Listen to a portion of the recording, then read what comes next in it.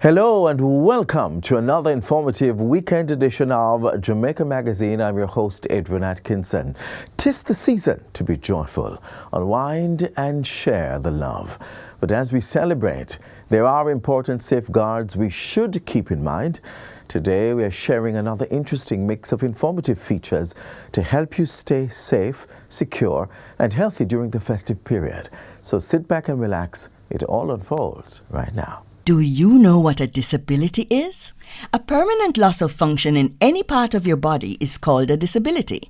Some people are born that way. Others get a disability because of an illness or an accident. This doesn't have to prevent you from living a full life. The Disabilities Act will protect your right to work, raise families, or do business like anyone else. Visit jcpdja.com. A message from the JCPD, an agency of the Ministry of Labour and Social Security.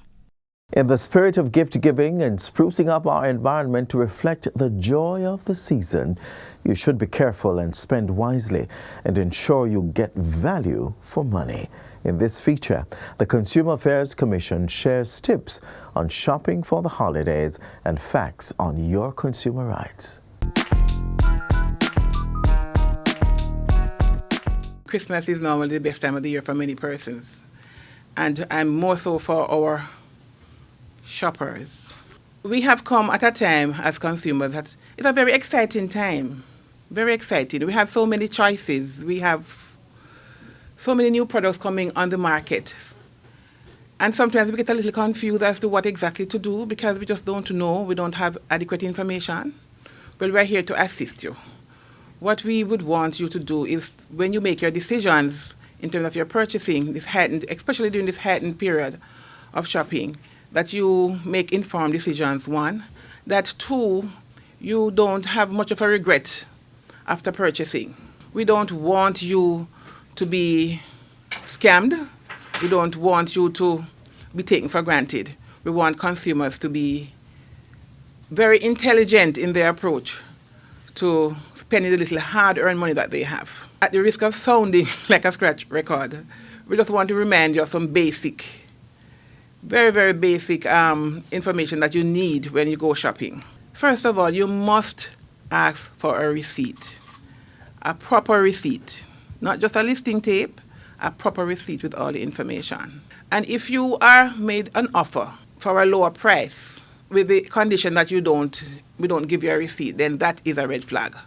Make sure that you get your receipt because invariably, especially depending on what the item is, there may be something wrong with the item. And if you don't have your receipt, there's no way at all you can prove that you would have purchased this item at this particular place. So you must have your receipts. When you go shopping, also remember, ask about your warranty. Warranty is extremely, extremely important, especially on high-value items, electronic items, those type of items. Make sure you ask for warranty. And while I'm on warranty, there are many places now, I gather, that are offering 1 day or 5 days warranty or just a week warranty. Be careful about those. If it is that they're only guaranteeing that the product will be up to standard for a day or 2 or 5, then that's a red flag also. Walk away and go somewhere else. We have a number of outlets, stores, institutions, shops, whatever you call them, that offer basically the same items. So make sure that you exercise their options. So warranty. And there are times when warranty is included in the packaging. When you look at the manual and the vendors don't offer you that level of warranty, you have to insist on it. The Consumer Protection Act speaks specifically to the warranty being extended by the manufacturers to the consumer. And there are some persons who also purchase extended warranty. I know some of these retail stores do that. Also, make sure that you know exactly what you're getting into when you ask for additional warranty. Because what they will do, the manufacturers may have offered you a 3-year warranty. They only offer you 1-year warranty. And then they offer you the option of purchasing extended warranty. So we are to question those transactions before you actually conclude. Another important thing, you must ask about the return policy. When you go shopping, find out, what if it doesn't work? What if it doesn't fit? I'm buying a dress for my mother as a gift. What if it doesn't fit her? Can I take it back? Will I get another one? Or will you give me a credit note? What will you do? So find out exactly what is the policy of the store. And the usual thing where you see in our stores, no refund, no exchange, all those type of things, they by themselves are not illegal, but as it relates to if something goes wrong, then the Consumer Protection Act supersedes all those store policies, and consumers need to be aware of that. Don't be turned off. Well, for me personally, when I go and see those things, I ask the person, I said, do you really want my money?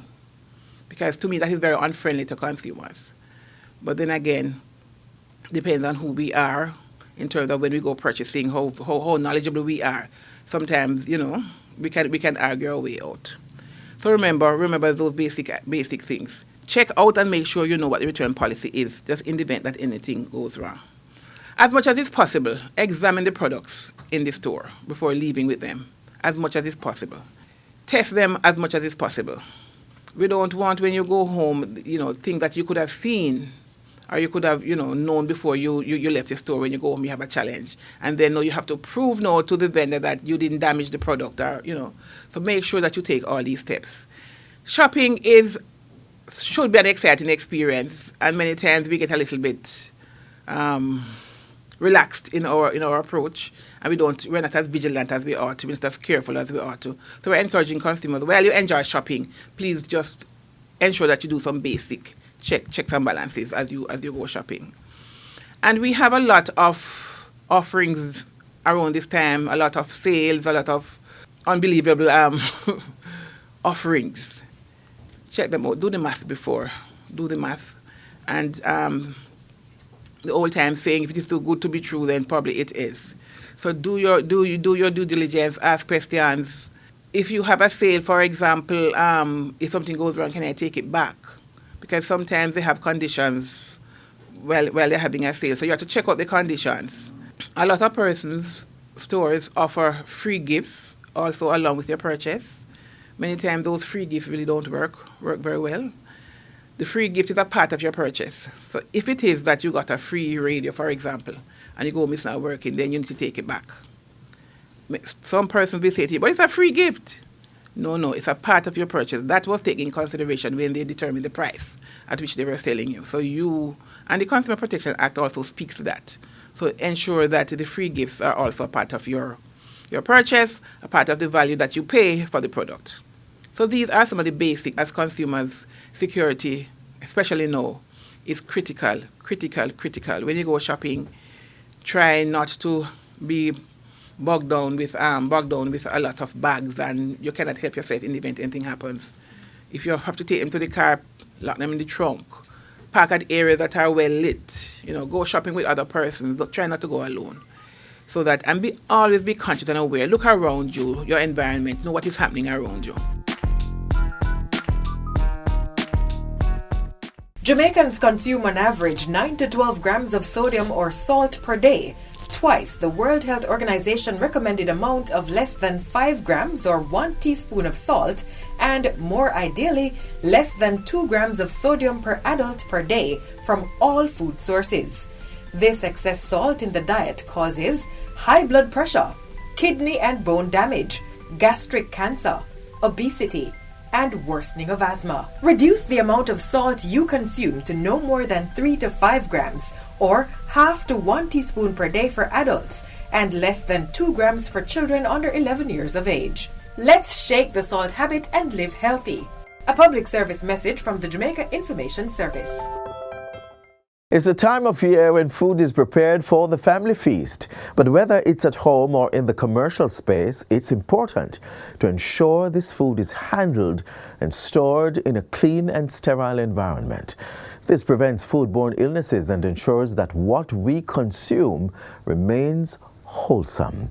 In our next feature, it provides some useful tips to help ensure this during the festive season.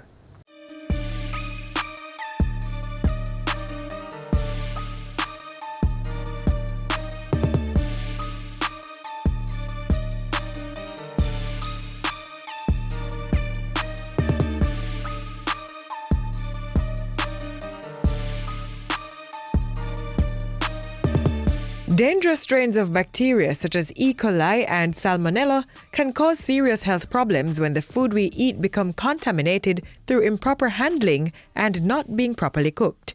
In light of the dangers, there are some important precautionary measures we must observe to protect our health.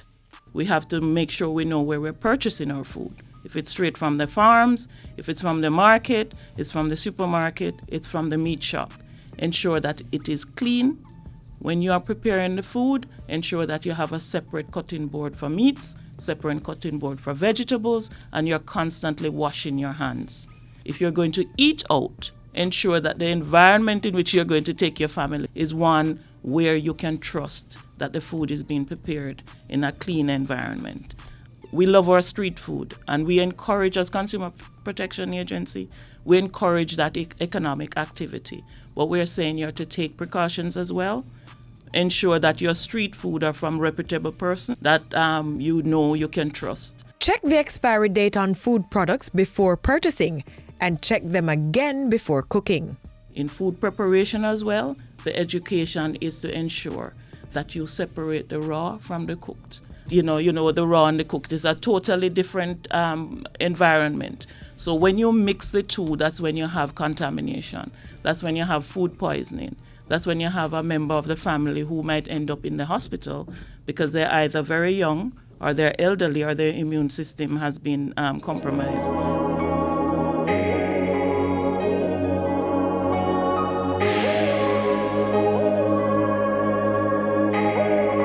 Discard any food that looks or smells questionable. Don't allow your food to stay open and accessible to flies. Containerize and refrigerate or freeze leftover food before 2 hours after cooking. And always store meats and seafood in sealed containers. The second thing about food safety is you have large amounts of food laid out for a couple of hours or more, and the family keeps coming back, dipping, visitors coming, dipping.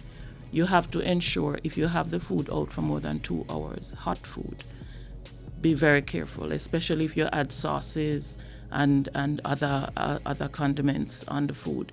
It tends to go a little off early, and that is where you have problems if you have an elderly person or a young child. Make sure that you put that away early, that you don't put your family at risk, because food poisoning, most of us get well quickly, but it can lead to death if your immune system has been compromised.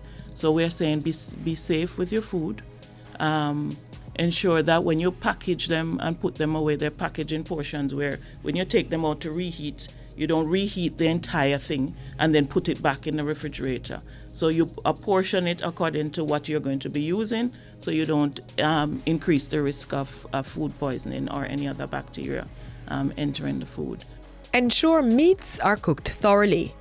Remember, improper food handling can mean the difference between a trip to the emergency room or enjoying a tasty meal.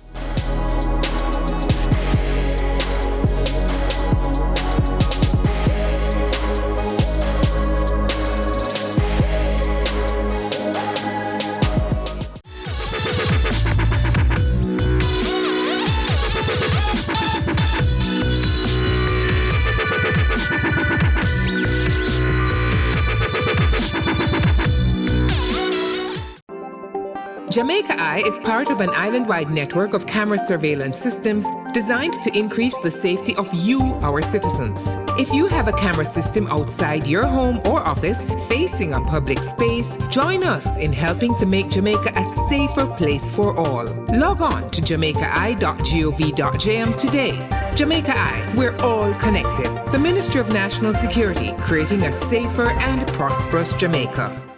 We are celebrating International Human Rights Day. In our next feature, we'll look at how Jamaica's legal aid system is helping to create a just society.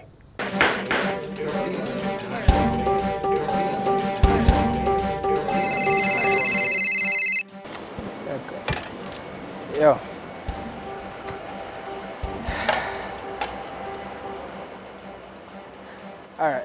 All right, yo, I make a call.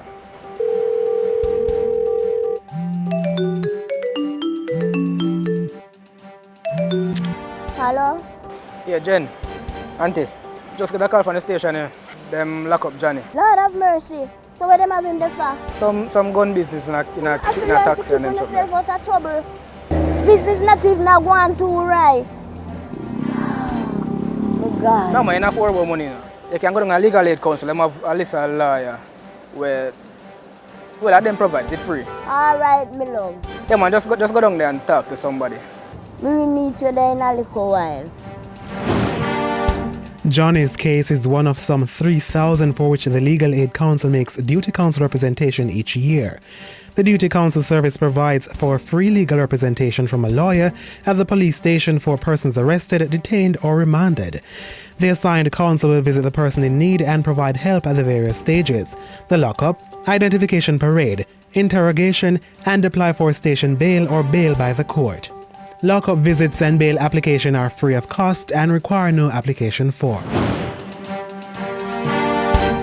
Everyone has the right to justice through the country's justice system, even if they cannot afford the cost for legal services. The Legal Aid Council has been ensuring this restricted access to justice, and lawyers assigned complete hundreds of some 1,500 court cases annually, benefiting hundreds of children and adults. Legal aid is the system that provides legal representation for Jamaicans who can ill afford to pay for this service whenever they come in conflict with the law, thus ensuring access to justice for all persons without financial barriers. The organization established to support these services is the Legal Aid Council. The Legal Aid Council, a statutory body within the Ministry of Justice, governs the legal aid system.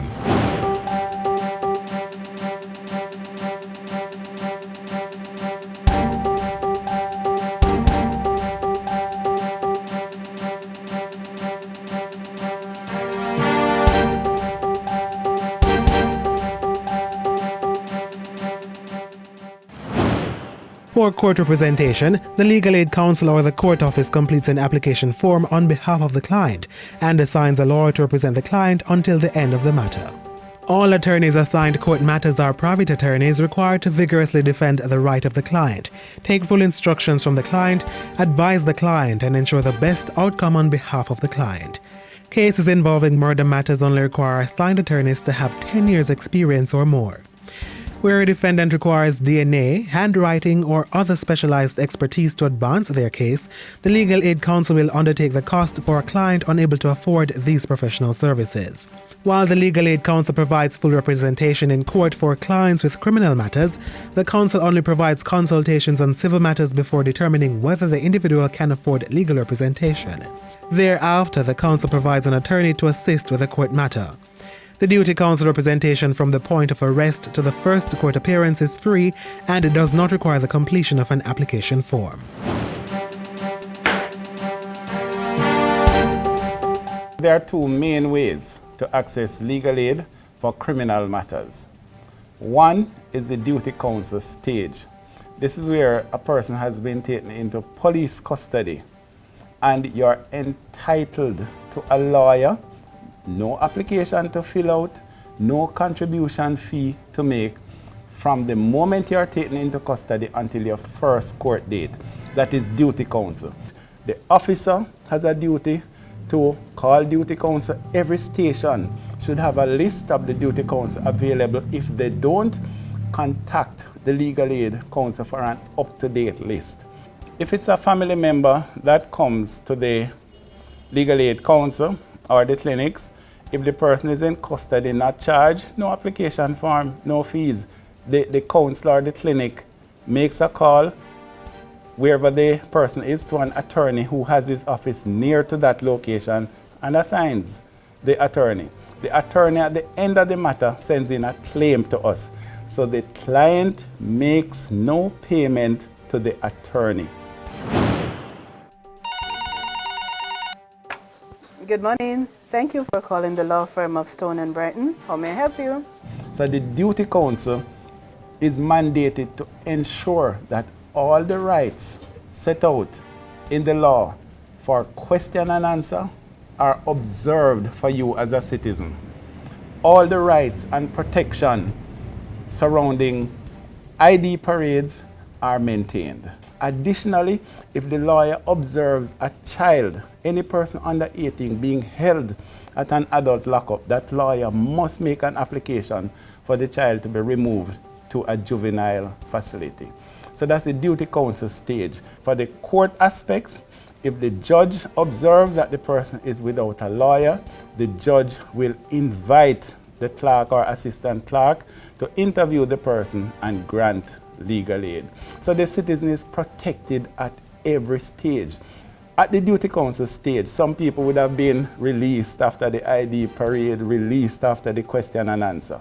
But for those who have been charged, you're entitled now to a lawyer to represent you during the trial. For that, there's an application form that the court would fill out, or the legal aid counsel or a clinic would fill out. And you may be asked to make a contribution. But the person who is not able to make any contribution will be granted help.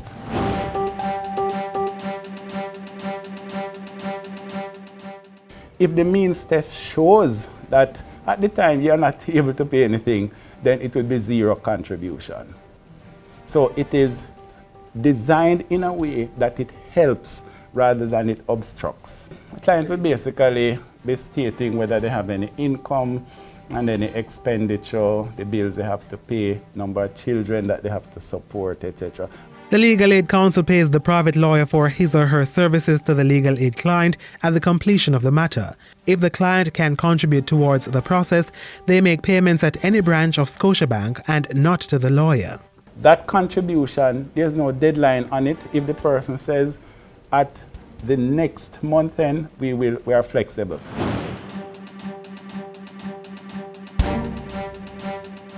What we find now is that more Jamaicans are now able to approach the court, and whether funds are there or not, whether unemployed or not, they now can approach the court being represented by counsel.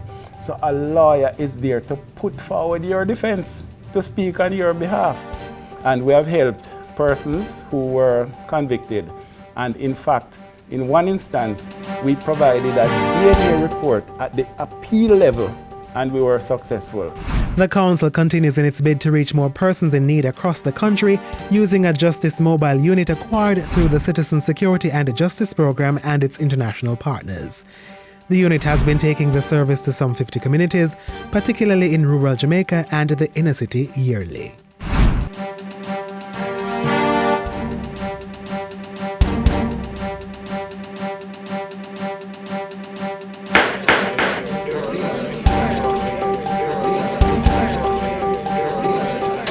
$234 Jamaicans have lost their lives in motor vehicle collisions in the first half of this year. Life is precious. Don't be a statistic. Drive with care. The proceeding was brought to you by the Office of the Prime Minister. Many Jamaicans in marginalized communities are enjoying improved living standards through the interventions of the Integrated Community Development Project ICDP. This transformational project is spearheaded by the Jamaica Social Investment Fund. It has helped to secure some of the basic human rights, such as peace, shelter, education, and economic livelihood for many Jamaicans. Take a look.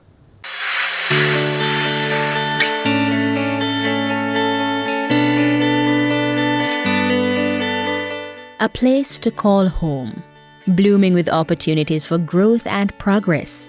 The Integrated Community Development Project ICDP, implemented by the Jamaica Social Investment Fund JSIF and funded by a loan made available by the World Bank, has laid the foundation and has put in the work to create this environment in selected economically vulnerable and socially volatile communities in Jamaica. We've targeted 18 communities through the ICDP.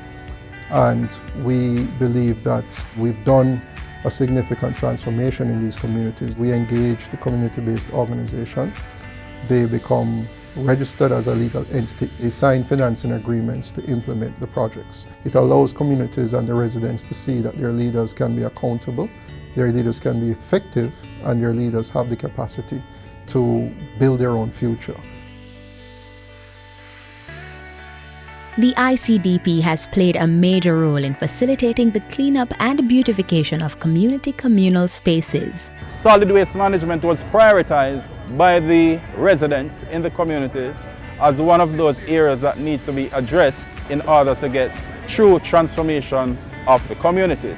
We have seen significant improvements in the cleanliness of the communities and sustainable disposal of waste, including burning and dumping in the gullies, has decreased significantly. Working as an environmental warden, we pick up the garbage, we store it where we're supposed to put it, and we talk to the residents in the community, said, you must not throw the rubbish on the road. You just put them in one bag and put them at the drum that JSF provided. The Safe Passages, Safe Routes to School initiative seeks to improve public safety by providing safe passage to approximately 5,500 student commuters who travel daily along specific routes. When we came into the communities, we saw a number of issues. The students were walking in the street, they were competing with different cars, there were a number of accidents along the route, and so we definitely knew that we needed to do an intervention here. It was really difficult because when cars were passing, we have to be walking over the bushes. For the Yorktown project, approximately 450 meters of guardrails were installed, approximately 450 meters of sidewalk was actually constructed. We also had road safety signs installed along the way, pedestrian crossings. We also have murals. We also did a bus stop. We can walk safely, the railings protect us from the cars. The ICDP has strengthened the capacity of schools to deliver quality education and support services of the highest quality. We made sure that we were able to provide different kinds of manipulatives, learning aids, books, textbooks, 3D equipment. We partnered with the Ministry of Education, particularly the core curriculum unit, to ensure that the teachers received the requisite training that they needed. It was very good, very enlightening, and I was able to bring across that training to the subject areas that I teach. It has helped us so much in the classroom. We have been able to practically demonstrate using the manipulatives that we have gotten from JSAFE. A lot of our achievements, whether for literacy, numeracy, or the whole holistic development, as well as the ambience of our school, is because of JSAFE. The ICDP also provided much-needed support to small business operators facing economic challenges through its Enterprise Development Grants. The Enterprise Development Grant component saw funding being channeled to 170 micro-enterprises across 7 communities. And these enterprises benefited from equipment and supplies. They also got business development training. I received a stitch and serge, and I received a straight stitch, and I received a cutter. It changed my life that I can do my things on time. And I can employ more people that can make you earn more. The story of ICDP is a story of transformation, not only in terms of the physical environment, but also some of the non-visible things like the transformation of the people and how they collaborate to produce and to contribute towards their own development. JSAFE is an organization that comes to help poor people. You are so good to us, JSAFE. We love you, JSAFE.